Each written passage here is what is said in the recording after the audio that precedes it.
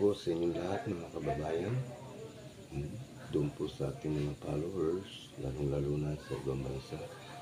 Yung pong ating mga kababayan BDS ay 17 po ang nahuli sa Qatar na pinoproblema ng ating pamahalaan na nagrally. Hindi naman pala ikaw na inaanggop doon ng pagdarali, sila po ay nakalabag sa batas ng Qatar. At sa iba pa ay inalam pa na tayo po ay ikaw nga ay mag-iingat. Tignan nyo sa pagsunod ninyo sa mga bagay na ikaw nga ay kapapahamak ninyo. Hindi kayo matulungan ngayon ng mga Duterte. Hindi kayo matulungan ng mga supporters ng Duterte. Kayo po'y naghahanap buhay dyan para pumunta. Ngayon po ay kayo nahaharap sa isang bigat na kaso.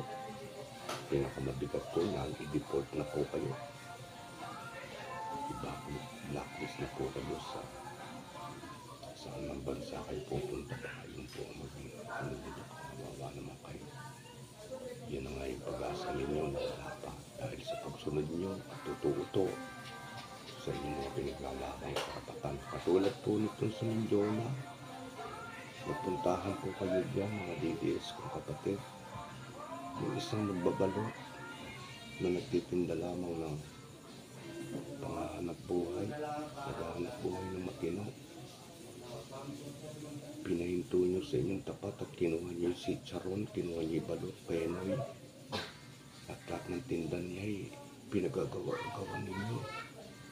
Nasaan po ang prinsipyo ninyo? Pati ang kapwa ng Pilipino naghahanap buhay. Hindi malaman ng tao kung sino ba magbabayad sa inyo dahil pinagagawalitin. Yun po ba ang naibubulot ninyo sa mamamayang nananahimik? Kapwa nyo DDS na itinda lamang. Yan, ikaw nga ay ipasasalba sa kanyang pamilya. Dahil sa inyong kalokohan,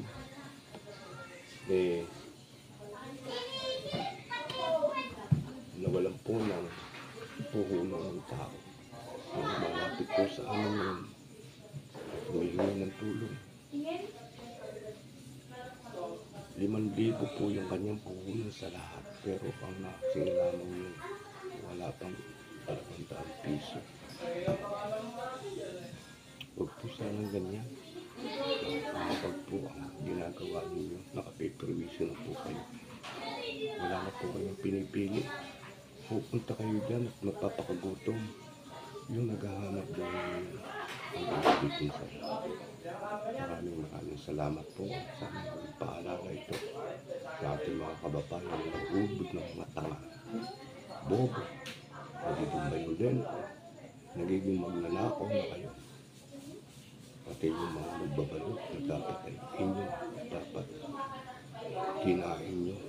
Pagkatapos yan yung naganap sa Mindona. Habang-habang naman na magbabalot. Sa amin pa lumapit at dumating. Napadala na po natin ng salamat po sa inyo mga kababayan. Mag-imay na ang tayo sa mga bagay natin ginagawa. Bago kayo sumama dyan, isip muna kayo kung kayo mapapaharap. Gabi po, maraming salamat sa inyo.